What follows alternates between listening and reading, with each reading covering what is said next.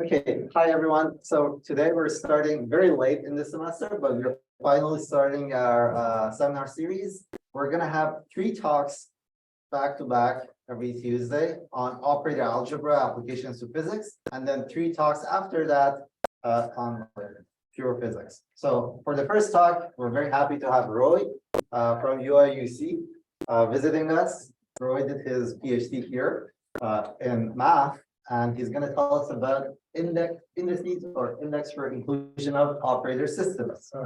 Please. Good. Hi, everyone. Yeah, it's good to see some of you. So like I said, for those future folks, I just gave a lecture, so I'm a little, parts going fast, and I ran over here after math. So good. Okay. We have a lot of students. That's good. So I can ask you all questions or to answer things for me. Yeah.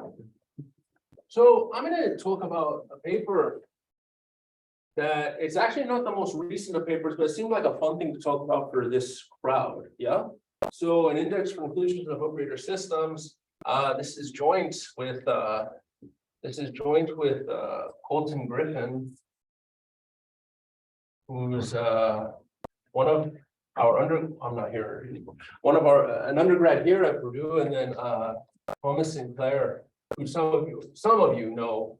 He's in math here, so if there's things you want more clarification on, his home base is here, yeah. So you can ask. Not that I'm far away, but still, yeah. Good.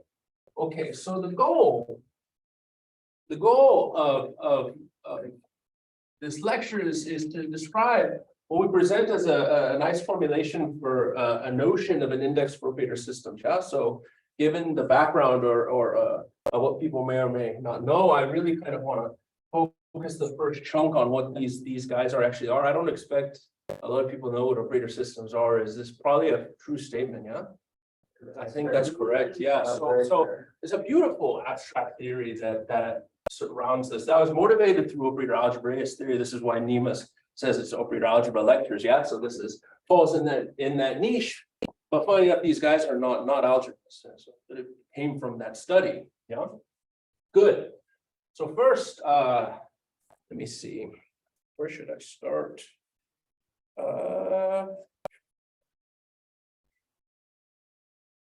Let's start with some operator systems. Yeah, some formulations of what these objects actually are. Yeah. So concretely, we define an operator system to be a self-adjoint unital subspace of V of H for some Hilbert space H. Yeah, self-adjoint unital subspace X inside V of H. Yeah, self-adjoint so means that I'm closely undertaking this adjoint. So the involution, the relative involution. So if I take an operator inside X, then X dagger is inside this subspace still, yeah, and then I contain the identity operator. Yeah. So then this is great, and it works out very, very nicely to do proofs when you need this concrete correspondence. But what is very nice, which some of you will see if you want to work in QFT, I mean, you're going to have to learn what a von Neumann algebra is, right? Obviously, if you don't know already. What unit that? Unital contains the identity operator. Yeah. Yeah. So this is concretely a very nice kind of way you can just start saying, oh, okay, operator system, simple enough. Yeah. But the very nice properties were studied by looking at the abstract structure. So I can take, if I have a C-star algebra, then that there's an abstract way to define it. Yeah. So it's a normed algebra. The norm is submultiplicative, right? The norm of an element dagger is equal to the norm of the element, blah, blah, blah. It's a Banach space, so on and so forth. And then there's this abstract way you talk about it. But then you all know via this GNS process, I can actually realize it inside a V of H space if I feel like. Okay. And there's a one-to-one correspondence. Yeah. You give me the abstract object, I can do GNS and spit you out a concrete algebra of operators and operator algebras. No questions asked. Yeah. Be pretty clear. So you can do the same thing with operator systems. So we have one-to-one correspondence between, I'm going to put in parentheses because I have concrete here, concrete operator systems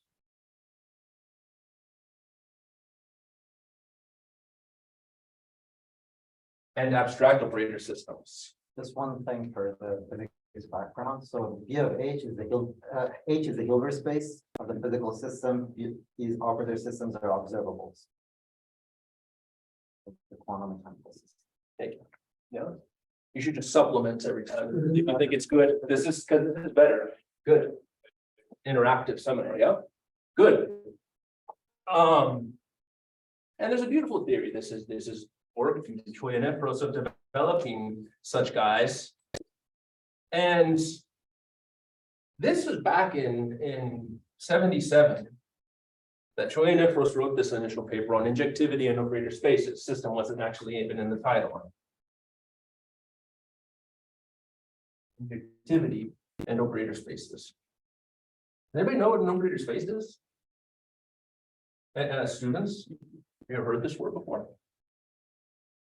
Yeah, now she has. Yeah. Also very general. They're actually more general than these bad boys are. Yeah. But these guys were looked at, in 77 initially built abstractly. This one-to-one corresponds between an abstract operator system, whatever that is, and then these guys. Operator space is when you just don't have identity. Not necessarily. Nor closed under the involution. No closed on them. Yeah, it's just a subspace. Maybe I say this in one line. It's one line. Concretely, an operator space. An operator space is typically you won't close because we're analysts. What we do. Operator spaces is a closed, typically closed, subspace of V of H. Closed norm. So more general than this. So every operator system induces an operator space, not vice versa. Yeah. And it's because basically a projection in the Hilbert space. How do you mean? This any projection in the Hilbert space corresponds. This is going to be a subspace of abundant operators on the Hilbert space. Yeah. Right. So if I take a projection in the Hilbert space, that defines for me a linear subspace of operators. Yeah, and then you can be BP of H. Yeah. So then. Yeah. BP of H. Yeah. BP of H. BP of H. Yeah. So these guys were also abstractly characterized, and so both of these structures arose from study and operator algebras. Yeah. So von Neumann algebras and all these things were first looked at back in the 30s with Maria and von Neumann. Yeah, a lot of you know von Neumann algebras. And more recently, why am I keep referencing all this history? Is because it's become more apparent, right? Operator system and operator space theory is great for its own sake, because I'm also a mathematician, so I'm like, yeah, the theory is great. This is beautiful stuff. But now it's been coming more and more apparent that this stuff is quite important for applications as well. Yeah, not just for the sake of operator algebras. Okay. For the sake of this more or less exposition, operator spaces and operator systems arise in not just in operator algebras, but you can look at quantum games, non-local games as they're sometimes called, error correction, yeah, or even some of the Illinois team, they've used operator system kind of motivations to look at these study of quantum Markov semigroups, yeah? And like more generally, observables of an effective field theory are always operator space system.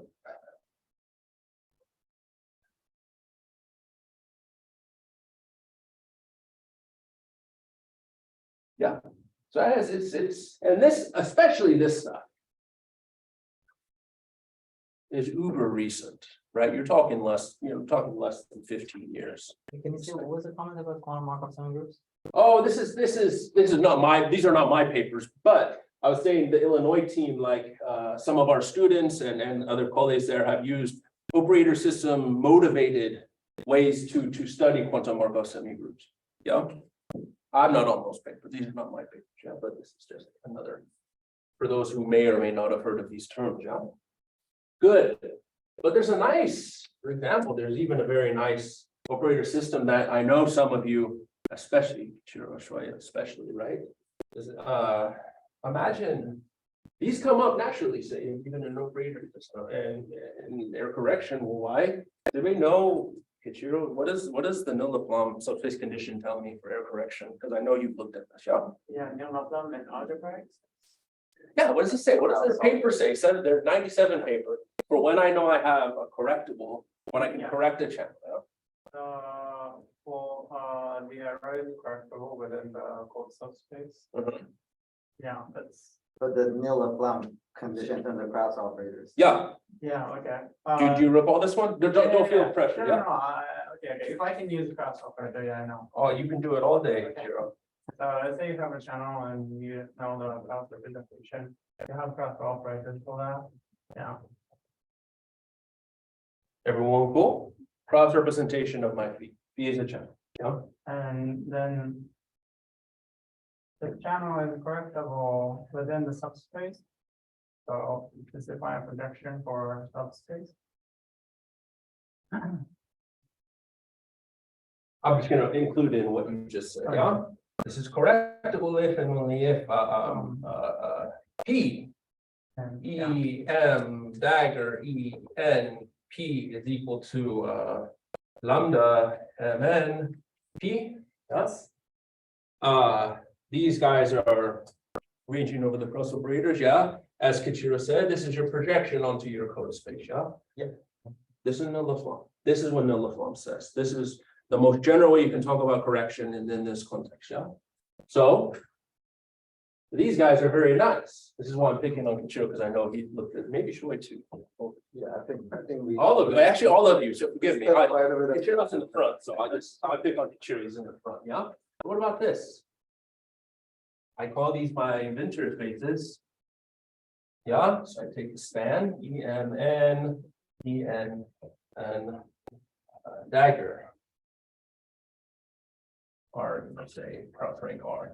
wait, what space did you say? What? What's the name of this space? Oh, that's just, you don't have to call them that, Kichiro. I call them venture spaces, venture spaces. Venture spaces. As in Andreas. Ah, winter. I call them winter space. Andre, this, correction. yeah, that's what Maurice and I just call them. Yeah. Yeah. So this is this Duane Severini, very famous Duane Severini venture paper, right, from the early 2000s, yeah, when they looked at zero error correction. So if I look at this, everyone would agree I have a subspace, no questions asked, obviously. Yeah, the subspace of my BFH space, yeah, no questions. If I take something inside here and I take its involution, well, by definition, I'm not leaving. No questions asked, yeah, closer into the involution, solve a joint. And then why do I know? How do I know then it's uniform? For one of the students, not one of the faculty. Why do I know this is uniform? What do I know about my quantum channels? By definition, they're what? This is very expedition. This is why I'm asking Audrey. Yeah, is this okay? Yeah, no, this is great, great. CPT. Yeah.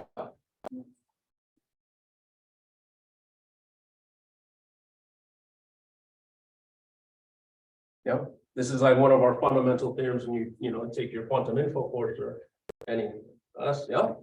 Takes the unit. This is an operator system.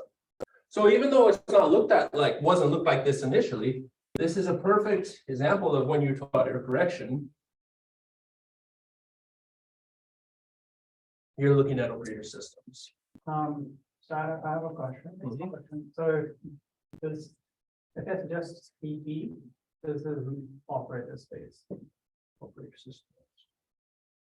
Right? Say this again. If this is just CP, not CP, just not, so if it's just. CP is how I guarantee Right, that. right. So if it's not CP, it's like less than identity, right? Then I don't have. Then I would just have a closed subspace. Yeah. So it's operator space. That's an operator space question. Yeah.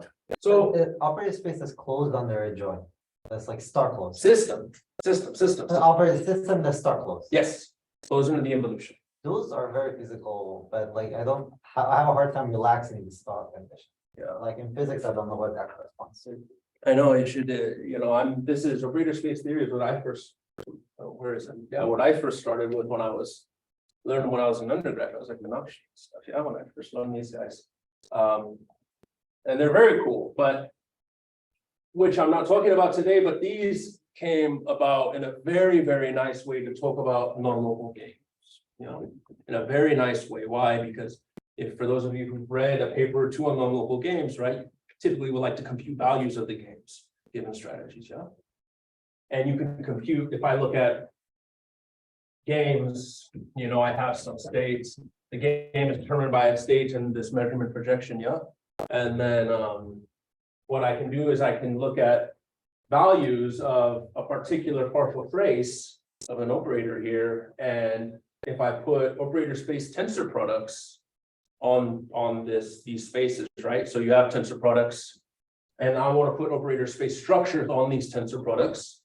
If I compute the norms with respect to these various structures, algorithm tensor product, minimal tensor product, projected tensor product, I can compute, these are how you can compute values of the games by looking at these operator space structures. I have a question. Yeah. So this operator space, if you consider only a set of POVM operator systems, does it become a subalgebra within the operator system? If I take just a span of POVMs, Yeah, meaning that you just take the EN. I mean, as long as you have your nice absorption property of projections or anything like this, as long as I can define some relative multiplication, then sure, no question, yeah, but unfortunately for General Krauss. Okay. Yeah. I'm under the impression that the condition that you're asking for is unitarily correctable quantum channel. This is the case where these guys form an algebra. Unitarily, you mean that these cross operators are unitary or? No, the unitarily correctable quantum noise channel. You have a unitarily correctable noise channel if and only if these guys form an algebra. What do you mean unitarily? Let's talk about Okay. that. So this was, how long do I messed this up in math? How long does when does my lecture end? 30? At 30? Yeah, ish. Okay, I messed up math drastically because I was doing lectures in Europe where it's 90 minutes or something else. So then I messed it up. That's all right. The case is. So this is me telling all of you why you should care. I care already because I do this stuff, but this is me motivating all of you partially why you should care. It's cool and has very cool applications if I were to go into it more in detail, yeah? So the point is that you'd say, there's a notion of index for von Neumann algebras. I would talk about that. I'll talk about the actual definition of the index for von Neumann algebras perhaps after I talk about the operator systems case because I don't want to run out of time initially, yeah? So this is motivating to say operator systems and operator space theory has arisen to approach problems that you wouldn't a priori think have anything to do with them to begin with. Games, error correction, and such, yeah? That's your spiel. That was your 20-minute elevator pitch, yeah? Everyone cool? Are the students, are you all cool? I do have a question. Yeah. So in this Fourier-First representation, construction representation. Yeah. We basically take each of these cross operators, right? And so the physics of it, or at least in my head, I take E of n, right? And tensor it with ket n. And I construct an algebra out of that. Does that sound familiar? I mean, you sort of start with the operator system and you construct an algebra from it and you look at the representation of that thing. So that's. Well, I mean, for operator systems, there's a couple natural algebras I can associate with it. There's one called a universal C-star algebra. Yeah, where this algebra is first off, it's a C-star algebra satisfying, say, some property that I have X embeds into this C-star algebra in an isomorphic way. So i.e., for all the structure I care about, unital, a matricial order structure, cones, all of that, I have an identical copy of X inside here, right? And this is the largest such C-star algebra that does this, yeah? And there's also another one on the other side of the spectrum, C-star envelope, which some of you may have heard of here and there, yeah?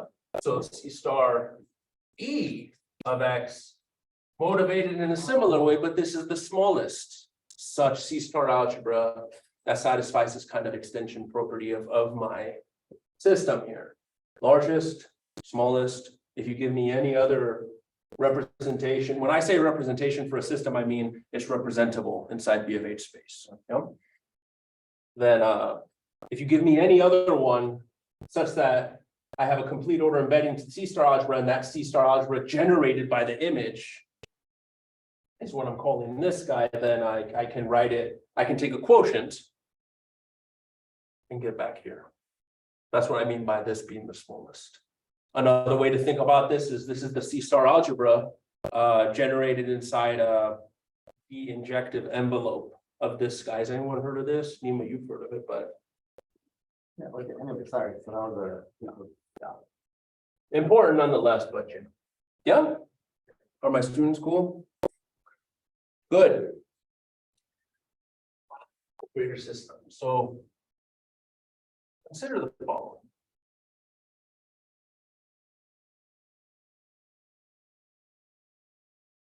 Consider the following.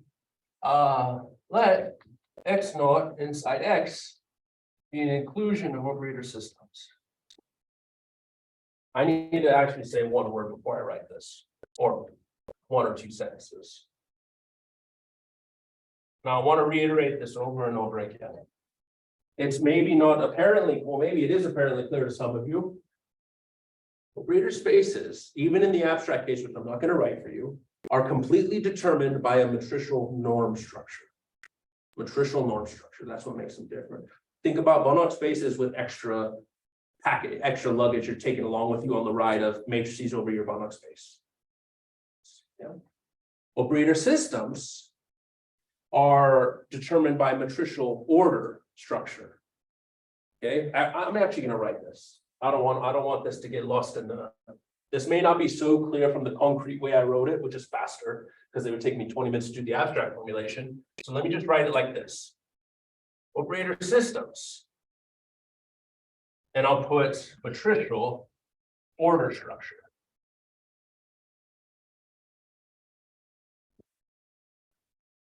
Operator spaces. I won't get to this in this talk, but even in this paper, we do an index for operator spaces as well, a CB index, matricial norm structure. A basic question. In operator space, how do you define inclusion? Operator spaces? Yeah. So if I talk about, wait, are you asking for what I have up here or for Uh, operator spaces in general? in This is for operator system, so you have to tell me right. which one. Operator space. Operator space. So, So if I tell you, Peter, that I have this. Yeah, that means your inclusion map, right, is a complete isometry. Okay. So I have a matricial norm structure. Everyone knows what an isometry is. So, oh, sorry. Good. Go ahead, go ahead. The reason I ask is because of the identity. Like on inclusion for polynomial algebra operator systems, we have like common identity, right? Yeah, so for operator space, we don't have identity. No units, no. But this is defined by this isometry. Yeah, so if I give you two spaces, yeah, I have right here, I have two spaces. This is not only a subspace of this, right, even on a vector space level, but as operator spaces, that if I take something inside here, realized inside X, and I take its norm, that's equal to if I just computed the norm here. Okay, I see. Is that clear with everyone? It's a good question. I want to emphasize this again. Matricial order, matricial norm, okay? So when I talk about inclusions of these objects, if I tell you, okay, everyone, you have an inclusion of vector spaces, what does that mean? It means linear structure is preserved from one to the next. You would agree with this, yeah? If I gave you inclusions of Banach spaces, you'd say, okay, that means if I take the big norm, restrict it down, I get the smaller norm on the space, right? So when I talk about inclusions of spaces, I need all the structure to be preserved, typically. So what I'm saying by all of this is if I say an inclusion of operator systems, that means the following is that we have a common unit as Kichiro pointed out, but then even more so is that if I give you a cone on level n, I have a matricial norm structure, order structure. This is the same as the relative cone from the big guy. Yeah? Can you read this, Nima? Yeah, no. Mn x naught is the small guy. So when I say matricial order, so they not only have common unit, as Kichiro pointed out, but this is an operator subsystem of X, i.e., if I take my larger cones and I restrict them down to the small guy, I obtain my smaller cones initially, right? Just like you think about with norms. Yeah? Good. So to answer Kichiro's question, this is a complete isometry. What does that mean? It means that if I have a complete isometry, everyone, say phi from X to Y, I can define a map N, MNX to MNY. Yeah, defined in the pointwise evaluation, every X goes to some, or I'll just write it as a matrix, phi Xij.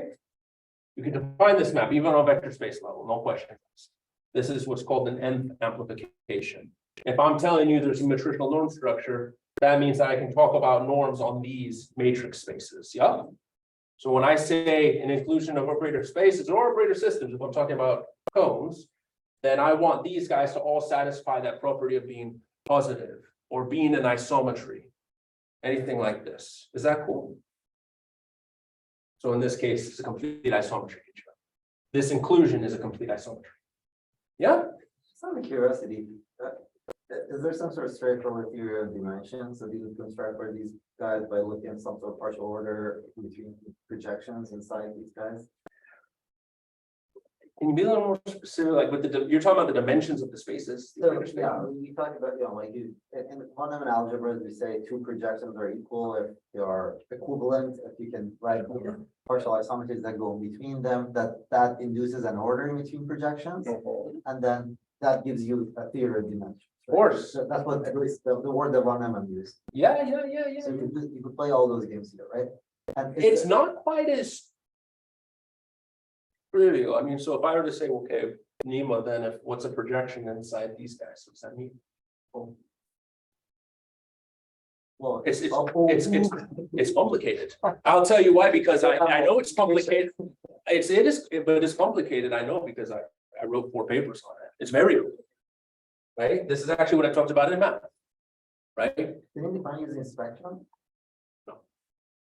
So So- is not there, right? There's no multiplication. Yeah, so what took us a number of papers to kind of close off a circle, what we defined in an initial paper, this is like from 3 years ago, is I can tell you what I can say, call this an abstract projection in my operator system.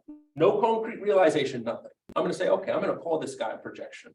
And what actually happens is that if I'm saying this is a projection in my sense, which I'm not gonna tell you what that is, then that means that I can represent my system in a B of H space. There exists some representation of it where this universal complete order embedding maps this, what I'm calling a projection, to a genuine projection in B of A.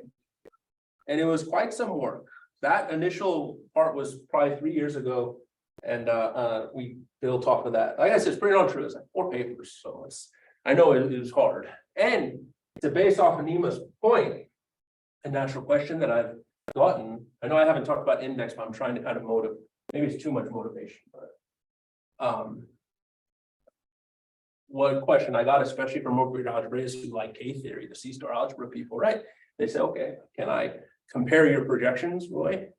And I say, oh, that's tough. I've worked a bit on it, but then things come up like lectures and other work that I have to finish. So it's a very valid question. So to answer your question, no, that does not exist. But it's a very natural way, and one could try and do this equivalence of projections. In our sense, it's not an exact transfer over from the theory, like if you're going to learn K theory for C star algebras or something, you learn about all these different unitary equivalents, Murray von Neumann equivalents, all these things, homotopy equivalents, yeah.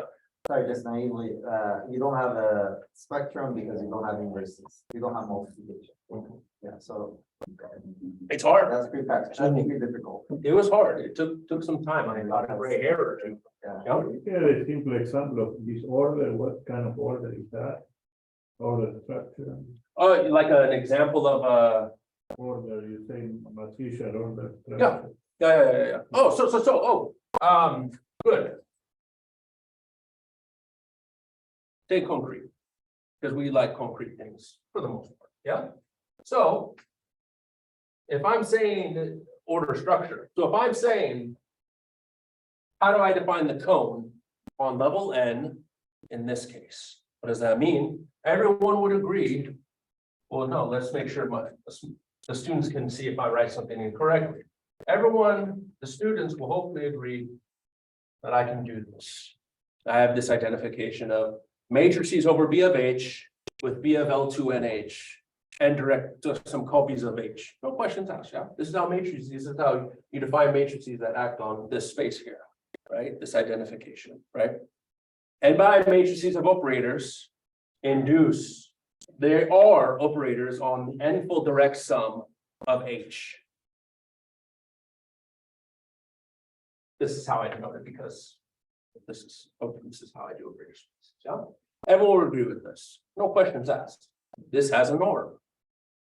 Yeah, of course. So then what happens is, or an order structure as well. I can talk about positive operators here to be a H space. Yeah.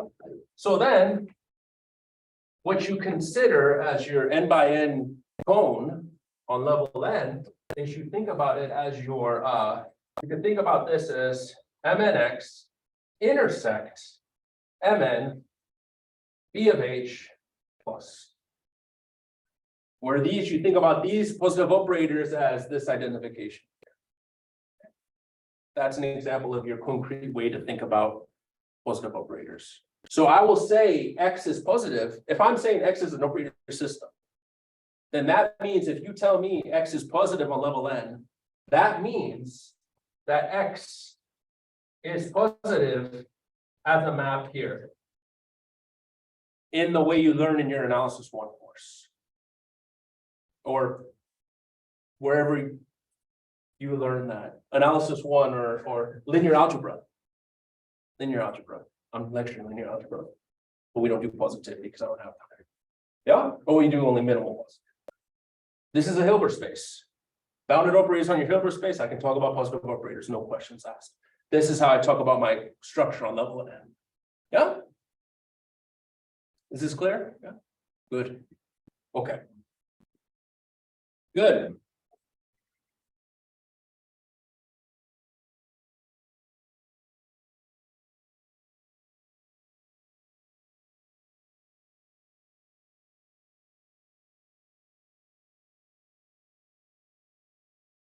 So let's get back here.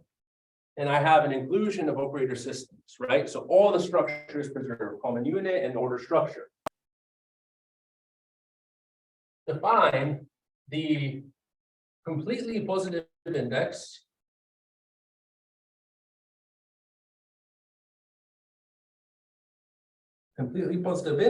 as index CP x naught defined to be infimum norm E1 such that which conditions are satisfied. I want B to be a CP map X to a cell. I want the range of phi to be inside X naught. I have no conditional expectations, everyone. If I did, my life would have been much easier, but we don't. No conditional expectations in this context. Yeah. So I want CP maps whose range sits inside the little guy. I want to say that I map the unit to a multiple, the unit. Yeah. So it's not going to be unital, but almost. And in weights or These are CP maps. CP maps from X. CP maps. Sorry, these are completely, sorry, Yes, these are sorry. completely positive maps. Yeah, Yeah, I did say it verbally, I think, yeah. but I didn't write this notation. CP maps from X to itself, but I'm gonna acquire the range to be inside X naught, little guy. Yeah. I want this. And then I want the following, P minus the identity operator on X. I want that to be CP. P minus ID CP. Let me ring a bell for anyone? The von Neumann algebras group, i.e. Nema's group. Does this look familiar? This kind of formula, you're not going to see this unless you read my paper, which you probably did. But does this bottom part look familiar to anyone? Let me write something. This is probably the only, given time, this will be one of the few things I'll write, but you know, you have a number of people who know von Neumann algebras very well, so they can tell you more if you ask them. You know? But if I look at this, consider the following. Sorry, I have just a very basic confusion. And you take your map, your map phi is not unital, and you're still subtracting identity from Yeah, it. So the constant in that, phi of identity, phi of 1 is equal to, you wrote phi of 1 is it and C of 1, right? mhm. It becomes important, right? Whether Very it's important. traction or, Very important. yeah. Very important. So actually, let me say this one word. So everyone, typically what you want to do is for operator system theory, we have a nice theorem you learn if you were to take a course, is that if I want to compute a CB norm or the norm of a completely positive map, I only have to look at what happens at the unit. That's a theorem you can prove. So if you give me a completely positive map between operator systems, say von Neumann algebras or C star algebra, I don't care which one you want, even those have more structure, I'm fine with that, okay? And I want to compute the norm or the CB norm. I want to compute the norm. I only have to check the norm at the unit. Yeah. You've seen this before in some way, right? And in short, yeah, so in short, if I really wanted to be, if I was lecturing in my course, if you were in my operator space course in Illinois, you would see this because I did it earlier in term. This happens. Yeah, this is the CB norm, completely bounded norm. I told you every operator system is an operator space. Completely bounded means that if I take the soup over norms of all amplifications, I'm finite. This left side, soup n, Pn is defined to be that, right? Where the Pn is this. The nth amplification. That's what this is. I.e., all completely positive maps are completely bounded. And you have to check. So what Nima is alluding to is it's very important what's going on at the unit here. So for my von Neumann algebras through this, does this bottom part look familiar? Nobody kind of helps in some shape or form? What if I replace phi with a conditional expectation? Ring a bell? Maybe. Okay, right.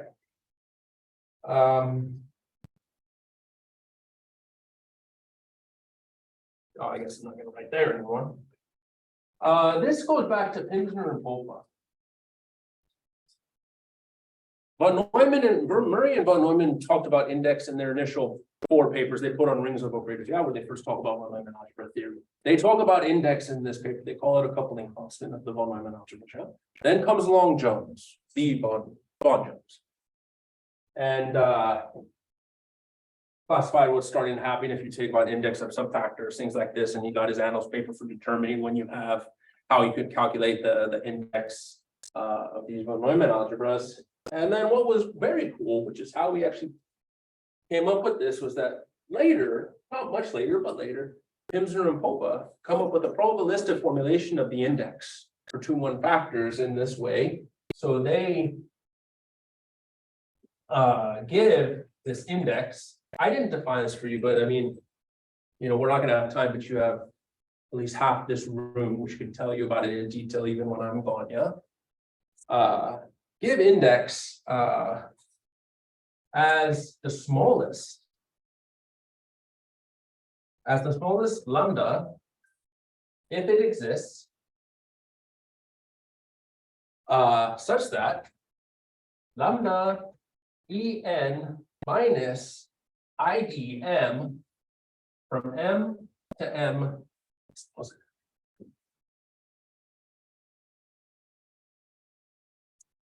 N sits inside M as a von Neumann sub, but so Pimsner Popa is a 2-1 factor guy. These are inclusions of 2-1 factors in this case, factors, yeah? This is your conditional expectation onto N, and this is what they actually concluded, yeah? Now, if you want to leave the factor case, you need something more. You actually need complete positivity. And this was done by, let me say this, I'm going to erase over here. This is why I figured maybe some of the von Neumann algebra people maybe saw this. This is a Pimsner Popa formulation on the bottom. There.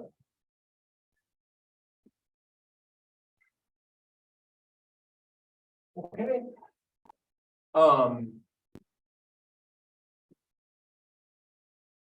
If we leave the factor scenario or the factor case, then we have work of Frank's, Kirchberg, also, i.e. more is needed. Positivity is not enough. You need some more.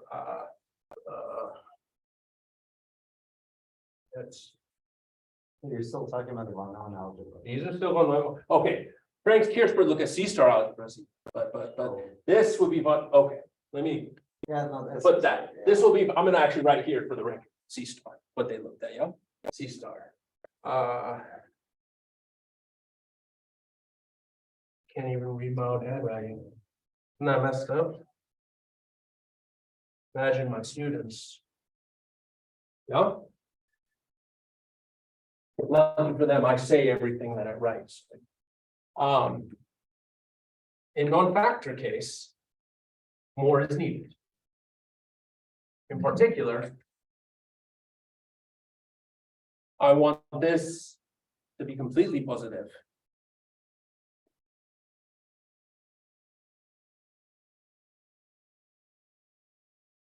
We want complete positivity of lambda en minus idm. Everyone would agree every von Neumann algebra has a matricial order structure. Of course, M is a cone, and I can talk about M, the cone of Mn M. Yeah. Frank's, Kirchberg did this for inclusions of C-star algebras. Imagine I told you have this norm structure, but I'm taking norm closure instead of a weak closure or a strong closure for von Neumann algebras. Yeah, take a norm closure for C-star algebras. They observed the same thing, that if I want to talk about an index or for C-star algebras, I need to consider complete positivity. So this is just more motivation to even think about this structure. So of course, what do we do as mathematicians? Let's generalize it. Let's make it more. Let's talk about greater systems. That's first, just to orient myself. Yeah. So this index that you define, the structure, the definition is very reasonable, but applied to like matrix algebras and operator systems inside matrix algebras, the answer it gives me, I just want to understand, like let's say I take M3 of C, right? Like 3x3 matrices, and I take 2 operator systems or 4x4 matrices, so obvious operator system inclusion there.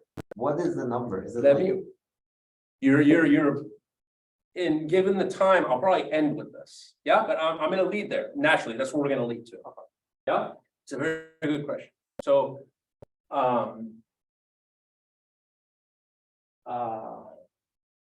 good. Okay, I will get there. Yeah. Okay, and it's kind of be a result of this following theorem. So this is really, I mean, what I'll say at the end, addressing Nima's questions, will be their results in their own right, but I might just write them real fast at the end and then say, oh, so this is one of them. So consider pairs. Conclusions of operator systems, yeah? Okay, let alpha be a functorial operator system tensor product. Everybody can take a guess of what that means. So, my students, if I were told you I'm going to build a tensor theory for objects I care about, what's some of the things you want to include in this? First off, your tensor product of my objects better still be that same object, yeah? If I take tensor products of two vector spaces, I better have a vector space at the end of the day. If I take a tensor product of Hilbert spaces, I better end up with a Hilbert space at the end of the day. Would everyone agree with this? If I take simple tensors of maps, it better induce one of those kinds of maps on the tensor product, yeah? And you know this for vector spaces. If you give me two vector spaces and I construct the algebraic tensor product, and then I consider two maps phi1 tensor phi2 with both being linear, right? Then this is a linear map on the new vector space, the tensor product. These are kind of minimal conditions we like and care about. Otherwise, we should come up with different tensors because we didn't do a good job, right? So what I mean by functorial here is that I want to say that if I have CP maps between operator systems, and then I take a simple, I just erased, and then I take a simple tensor of these CP maps, this is a CP map on my new tensor product operator system. Is this okay with everyone? Yeah? Okay.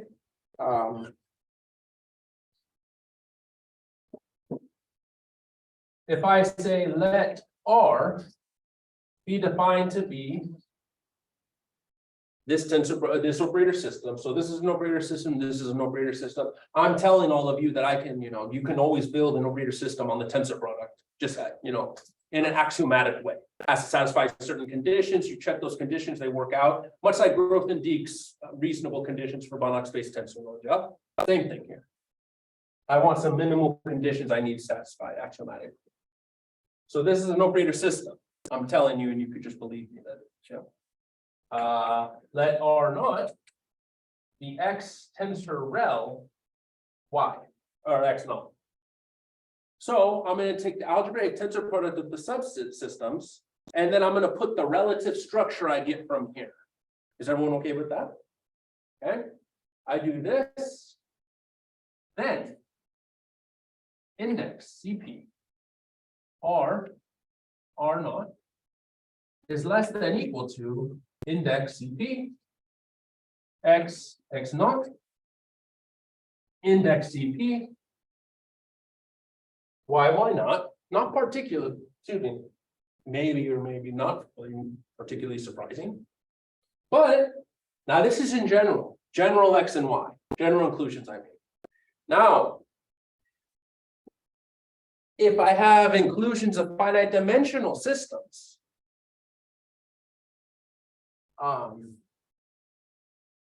we get super multiplicativity. I.e., so kind of coming back to when Nima's asking, okay, we'll compute some stuff. Yeah. If I have finite dimensional systems, then I get the other inequality. Yeah. So if I restrict to finite dimensional operator systems. So same scenario, same notation and setup, yep, I get the other way. And this is very cool, right? Well, I think it's all very cool, but this one we actually proved using a semi-definite program component. So you prove this, and the strong duality of SDPs. Yeah, sorry, I'm a little lost. So here, this theorem that you quoted, what's the difference between the two? Here is arbitrary, no matter what, arbitrary. If I restrict to finite dimensions, it's also that way. So you're saying that they're equal or finite? Infinite dimensions, yeah. So I should say infinite dimensions, and then I'll put also for the record, right? So in finite dimensions, I have genuine equality. So that's a good, I should also for the record, right? So I want also there, i.e., right, we have equality. I won't be able to prove it, it takes a long time, and you have this heavy SDP. But yeah, that's desired. Yeah. So. If you take this, Sorry, independent, oh, I guess, yeah, independent of your choice of factorial tensor product. Yeah. That's obvious. Yeah. everyone cool. So let me just say, let me, So sorry, I have a question on that inequality. In finite dimensional case, you get reversed. Yep. As well. So infinite dimensional, we can't say that. Infinite dimensional, I can do this. Okay. Absolutely. I cannot tell you that this happens. But in finite dimensions, you can. And so this is, and this I'm not proving, right? This uses heavy. Why do I say heavy? Because it uses strong duality for semi-definite programs. That's a remarkable result. And so uses heavy SDP. Heavy SDP results, i.e. strong duality.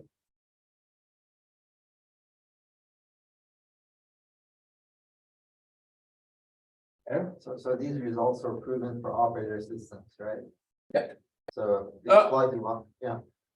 So these are proven for operator systems. And then we also have some results for if I take quotients. And then if I also take operator spaces. But now I change. No, I was just gonna to get more intuition, I was just gonna say, what if they're von Neumann algebra, right? So we actually am not 100% sure if it will coincide if I have von Neumann algebras, but what we get is less than equal to this index. So you do, Oh, this index, well, these are for tensor products, so the index is gonna be less than equal to the index of the von Neumann algebras, the classical but index. yeah, right, but the finite dimensional case is equal. Operator systems. Yeah, or for von Neumann algebra, so you're talking I'm about, saying that if I had a finite dimensional operator system, von Neumann algebra, I calculate this quantity for it, and I get the same result. boom, boom. I get the size of the relative commutator, Yeah, so, commutant, sorry, yeah, so this is, yeah, finite dimension, everything is nice and pretty. and it matches what you expect from von Neumann algebras. Everyone cool? Let me finish, kind of address what Nemo is pointing to just a, yeah.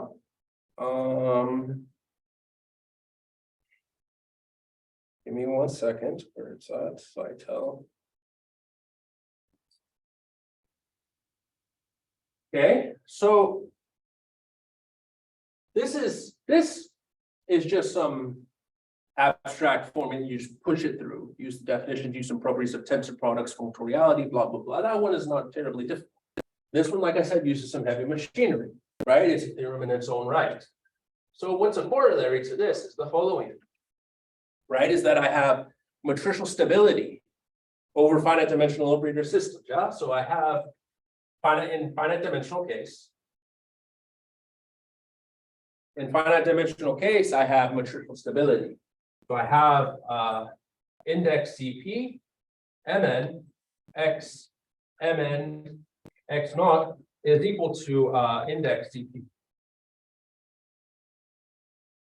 X naught. These are still finite dimensional operator system, but by the very nature of this result, and just by definition, this, i.e., the CP index is matricially stable. Yeah. So this is kind of where I'm going to end with what some values are for Nemo. What's one of the nicest tensor products for C-star algebras or von Neumann algebras? You look at one, fine, but C-star algebra is much more beautiful. For these, even more beautiful. But let's do that. The minimal tensor product is what you may call the natural one. Yeah, being the one that you would induce if I give you everyone. If I said, okay, everyone, let these be C-star algebras. Let's say A and A1, A2. Okay. C-star algebras. Norm closed subalgebras of B of H. And I'm always assuming universal because that's my life and I like it. Yeah. And I were to tell you, okay, everyone, what's the natural one? The natural tensor product, you would say, okay, The natural one, which I'm going to call min, is the one that sits isometrically inside this Gaussian tensor product of H and K. Okay. This, by its very nature, is an injective tensor product, i.e., it behaves well with if I take inclusions in the proper category, right, in the proper sense, then I can talk about inclusions on the tensor product level. That's what I mean by injectivity. Yeah, it obeys embeddings in a very beautiful way. Okay, so then a corollary to this, if I have equality, is that if I take minimal tensor products of finite dimensional operators, so minimal tensor product of operator systems, everyone, is defined in the same way. I take x1, x2, I say, everyone, I'm going to tell you the min tensor is the structure obtained by this embedding. Because every operator system sits inside a B of H space. That's what I reference as Troyopoulos and what Nima references Troyopoulos. So in the same way, the minimal tensor product for operator systems is still injective. It obeys embeddings in a nice way. Great. By this corollary then, right, this means right, the following, that I can take products against minimal tensor product.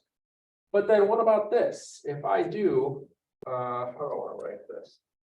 Consider upon, this is for Nima. So let's say set, and I'll end with this. Set lambda bar of X, operator system X, finite dimensional, to be CP index X C1. Okay. Then what happens? The minimal tensor product is functorial, injective. Yeah. So what happens is if I say, okay, everyone, take this, I can compute this quantity. By this corollary to this result, what you get is that this is going to be lambda tilde X, lambda tilde Y. By this result. Yeah. So what actually happens, let me end with this. And this is another proof you check on your you can read the paper. Yeah. If I compute, but we call this kind of very, with quotation marks, kind of a quantum dimension, because if I start taking logs and I start getting additivity of these dimensions of these spaces. But if I take lambda tilde mn, well, I get n. This is for all n.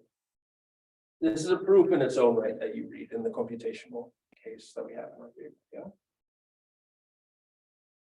But if your inclusion was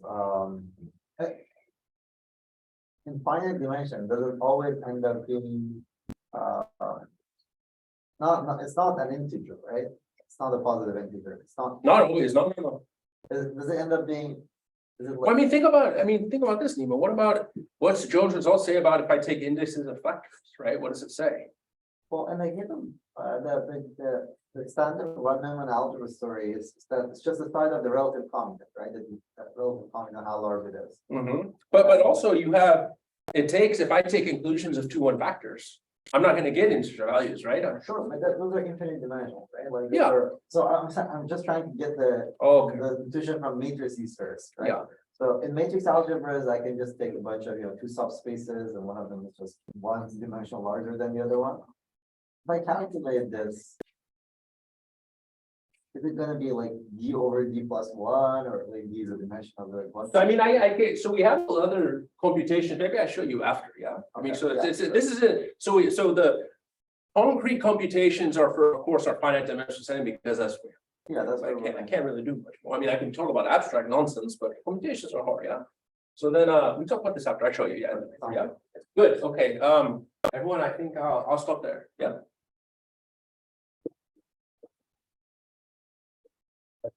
Are there questions?